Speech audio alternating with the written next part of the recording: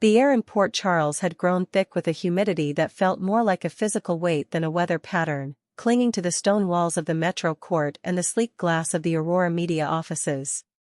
It was the kind of heavy, breathless night that usually preceded a violent storm, but the turbulence brewing within the city's elite had nothing to do with the atmosphere.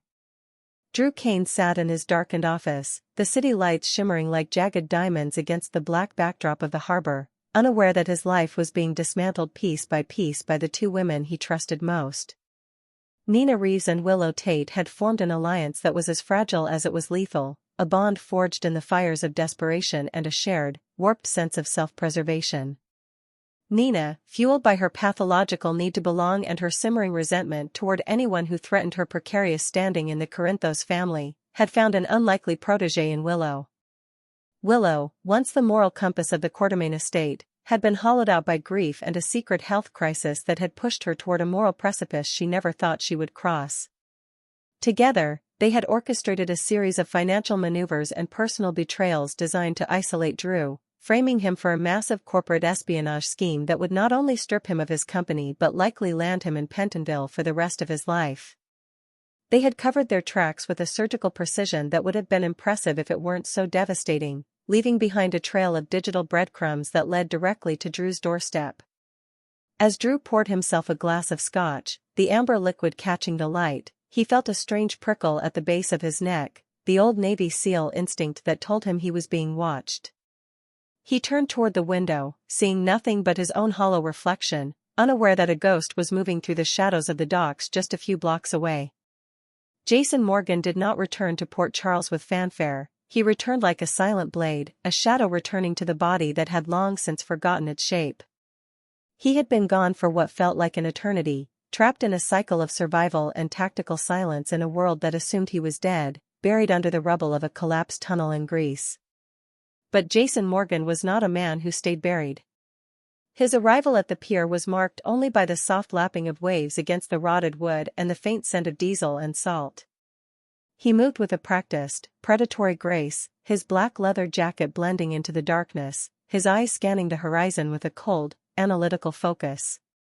He knew the layout of this city better than he knew the lines on his own palms, and he knew that the silence currently hanging over Port Charles was the silence of a trap about to spring. He had received word through his underground channels, fragments of intel that suggested a massive play was being made against the Quartermains, specifically targeting Drew.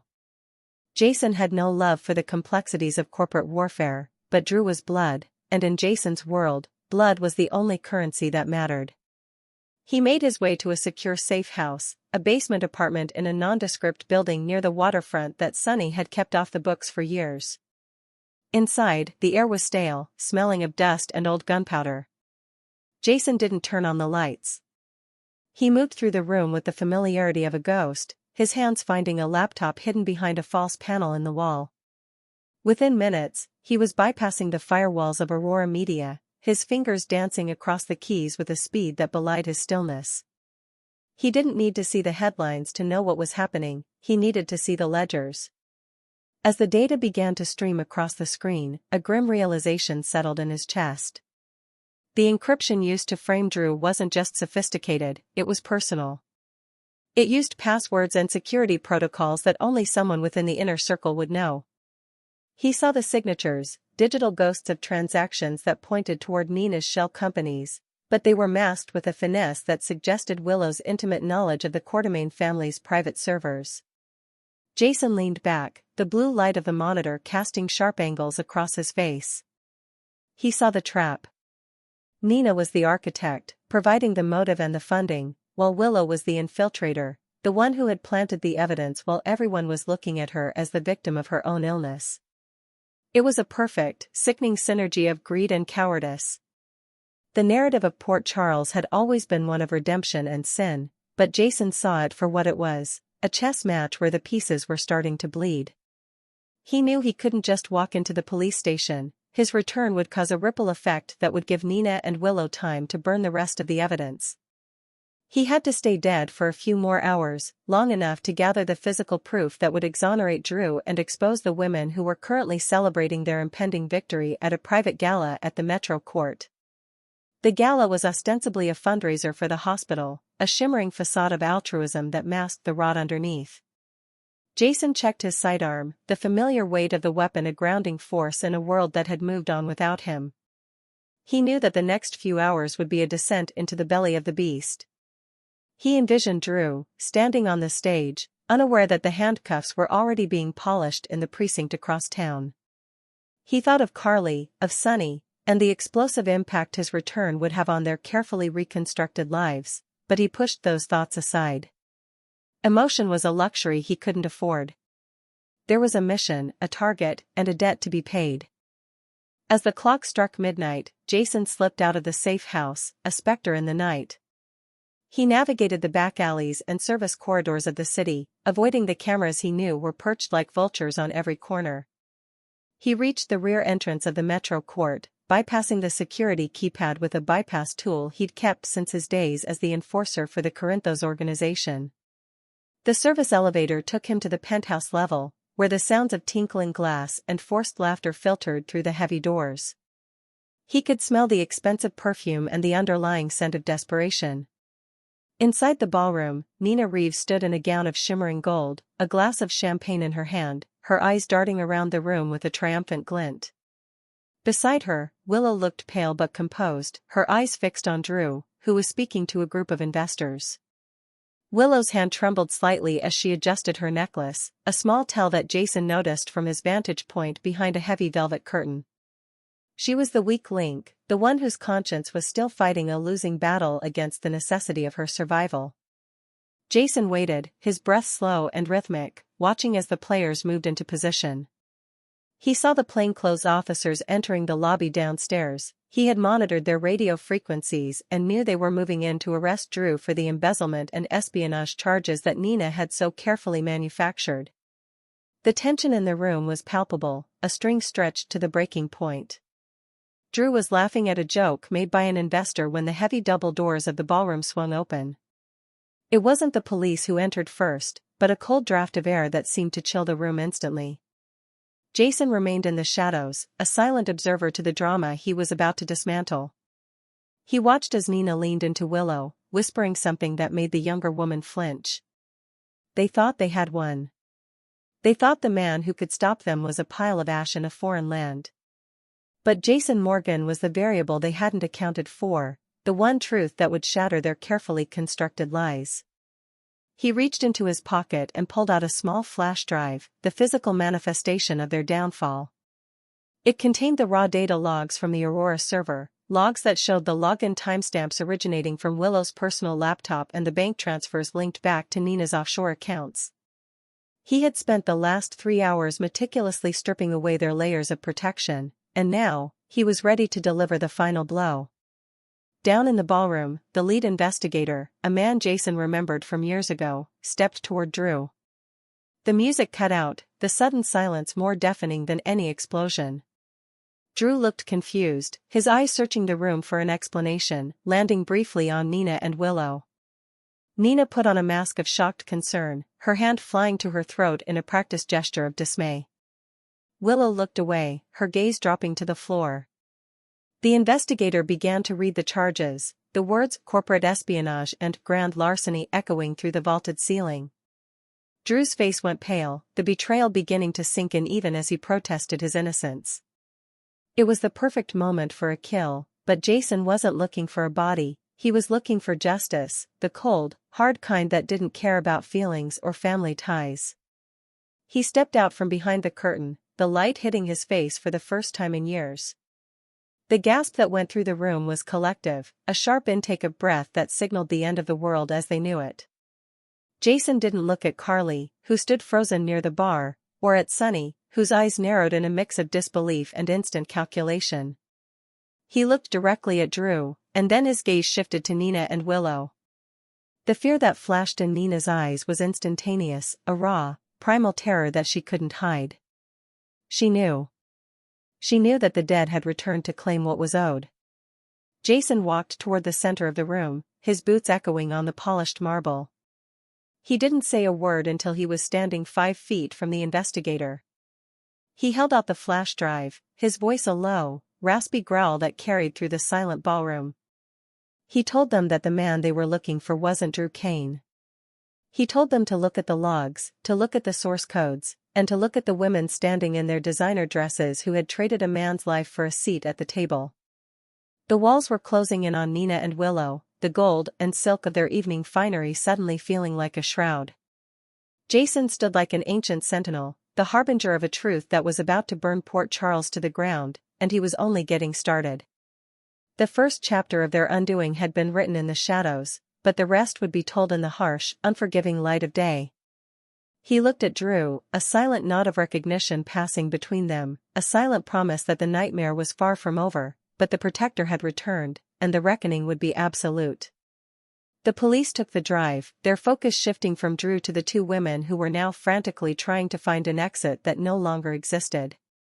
Jason watched them, his expression unreadable, a man who had stepped out of the grave to ensure that the living finally paid their debts. The immediate aftermath of Jason's reveal was not an explosion of sound, but a vacuum of silence so absolute it felt like the air had been sucked out of the Metro Court ballroom. Nina Reeves stood paralyzed, her hand still frozen near her throat, her mind racing through 1,000 different contingencies that all led to the same dead end. She looked at Jason, and for a moment, she didn't see a man, she saw an inevitable force of nature, a glitch in her perfect plan. Could never have predicted. Willow, however, was the first to break. The weight of the deception, coupled with the shock of seeing a man she had mourned as a hero standing there like an avenging angel, caused her knees to buckle. She gripped the edge of a linen-covered table, the silver rattling under her touch, her breath coming in shallow, ragged gasps. The police investigator, distracted by the digital evidence now in his hand, looked from the flash drive to Jason and then back to the women. The momentum had shifted with the violent suddenness of a car crash. Drew, still standing in the center of the room, looked at Jason with a mixture of profound relief and a haunting confusion. He had been prepared to go to prison, his mind already mourning the loss of his freedom, and now the person saving him was the brother he had never truly found a way to bridge the gap with. Jason didn't wait for the pleasantries or the emotional reunions that he knew were coming. He moved toward the investigator, his presence commanding the space, forcing the law enforcement officers to treat him not as a fugitive or a ghost, but as the primary witness.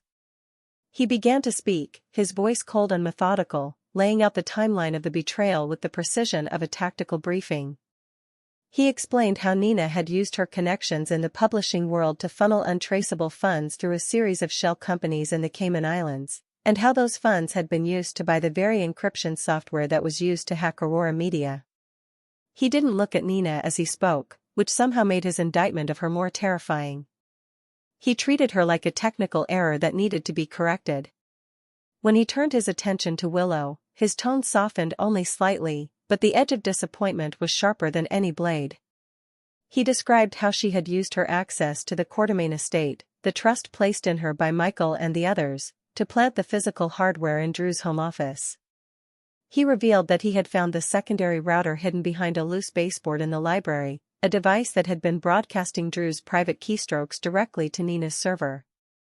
Carly finally broke through the trance of her shock, moving toward Jason with tears streaming down her face, but she stopped several feet away, sensing the invisible barrier he always carried around himself.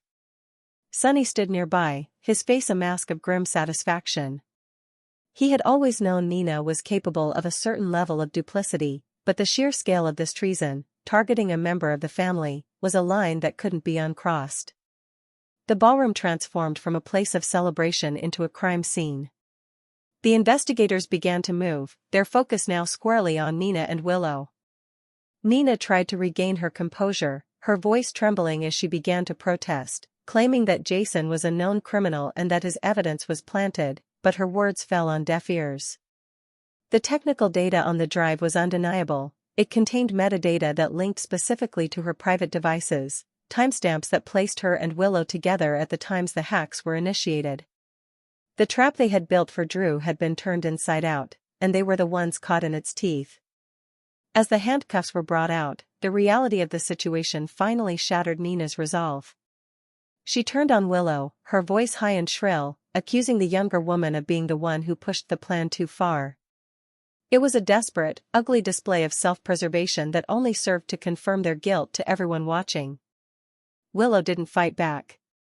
She simply sat on a nearby chair, her head in her hands, the image of the perfect, grieving widow dissolved into that of a broken conspirator. Jason watched them being led away, his face remaining a blank slate.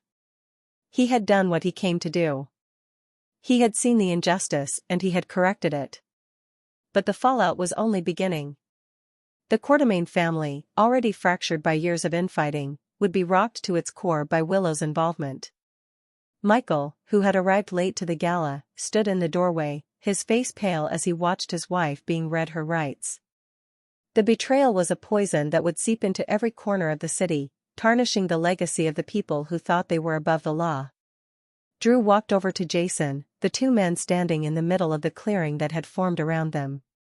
There were no words for a moment, just the heavy understanding of what had been lost and what had been saved. Drew reached out a hand, and after a second of hesitation, Jason took it. It wasn't a warm embrace, but it was a solid, unbreakable connection. Jason told him that there was more evidence at the safe house, documents that would ensure the charges against Drew were dropped by morning. He then turned his gaze to the rest of the room, seeing the faces of the people he had once protected and the people who had replaced him. He knew that his return changed everything.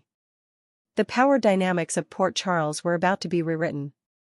Sonny stepped forward, his eyes searching Jason's for a hint of the man he used to be, but Jason's eyes remained fixed on the horizon of the next task. He wasn't back to reclaim his old life, he was back because the city had become a place where the innocent were hunted by those who claimed to love them, and he couldn't let that stand. In the hours that followed, the Metro Court emptied, leaving behind only the scent of spilled wine and the echoes of the scandal. Jason stood on the balcony overlooking the harbor, the cold wind whipping through his hair. He knew that the legal battle would be long and that Nina would use every resource at her disposal to fight the charges, but he also knew she had already lost the only thing that mattered to her, her standing and her secrets. Willow would likely face a different kind of prison, one built of social exile and the loss of her family's trust. Jason looked out at the water, thinking about the time he had spent in the dark, and how the darkness always had a way of bringing the truth to the surface. He felt a presence behind him and knew without turning that it was Carly. She asked him where he had been, and he gave her the only answer he had been waiting for the right moment. The storm that had been brewing all night finally broke, rain lashing against the glass, washing away the heat and the tension of the day. Jason Morgan was back, and while Port Charles was safe from the immediate threat of Nina and Willow, the city would never be the same. He had exposed the rot, but now he had to help rebuild from the ruins, a task that would require more than just a gun and a silent tread. The protector had returned, but the world he came back to was one where the villains wore the faces of friends, and the shadows were the only place where the truth could survive. He turned back toward the room, ready to face the questions, the anger, and the long road of retribution that lay ahead. The script of his life had been rewritten many times, but this chapter was the most definitive yet, a declaration that as long as Jason Morgan breathed, the scales of justice in Port Charles would eventually find their balance, no matter how many ghosts had to rise to tip them. The silence that followed the departure of the police was not a peaceful one, it was the jagged, uncomfortable quiet of a house that had just survived a landslide only to realize the foundation was gone. While the gala guests were ushered out by hotel security, the inner circle remained in the wreckage of the ballroom, a tableau of broken trust and sudden, jarring resurrection. Jason stood near the floor-to-ceiling windows, the lightning from the burgeoning storm outside illuminating his silhouette in strobe-like flashes. He looked less like a man and more like an elemental force that had crashed into their lives to reset the clock. Michael Corinthos remained by the door, his body rigid, staring at the empty space where Willow had been standing moments before. The betrayal was a physical wound for him, he had defended Willow against every doubt, built a life on the sanctity of her character, and now he had watched her led away in handcuffs, exposed as a co-conspirator in a plot to destroy his own uncle. Sonny moved toward Jason first, his gait heavy with the weight of the night. There was a moment of profound tension as the two men, once inseparable, faced each other across a chasm of years and assumed deaths. Sonny reached out, his hand gripping Jason's shoulder with a strength that betrayed his own vulnerability. He didn't ask where Jason had been or how he had survived, he simply nodded, acknowledging that the one constant in his chaotic world had returned. But Jason's focus remained tactical. He knew that while Nina and Willow were in custody, the legal machinery would immediately begin to churn. Nina's lawyers would be at the station before the ink was dry on the booking sheets, and Willow's fragile state made her a liability that could either solidify the case or collapse it if she were coerced into a false confession to protect Nina. Jason pulled a secondary file from his jacket, a physical backup of the encrypted communications, and handed it to Sonny, telling him that this was the insurance policy. If the digital trail was somehow wiped by Nina's assets, these hard copies of their correspondence would ensure they stayed behind bars. Carly finally found her voice, stepping into the light, her eyes searching Jason's for a glimpse of the warmth they used to share. She asked the question that everyone was thinking but was too afraid to voice, why now? Jason looked at her, and for the first time that night, the coldness in his eyes flickered. He explained that he had been tracking a larger organization, one that Nina had inadvertently tapped into for her shell companies. He hadn't just been hiding, he had been dismantled and rebuilt in a shadow war that spanned continents, but when he saw the name Aurora Media flag on an international watch list, he knew he had to break cover. He couldn't let Drew take the fall for a crime that was being funneled through the very people who were supposed to be his sanctuary. He told Carly that the world was more dangerous than they realized, and that Nina's greed had opened a door for entities far more ruthless than a disgruntled socialite. He had saved Drew, yes, but he had also closed a breach that could have swallowed Port Charles whole. As the rain hammered against the Metro court, Drew stepped forward, his face etched with a newfound clarity. The man who had been ready to accept a life of disgrace was now standing tall, the shadow of Pentonville lifted from his shoulders. He looked at Jason, really looked at him, and thanked him, not for the freedom, but for the truth. Drew realized that his own blindness had allowed this to happen, that his desire for a peaceful life had made him vulnerable to those who weaponized their supposed innocence.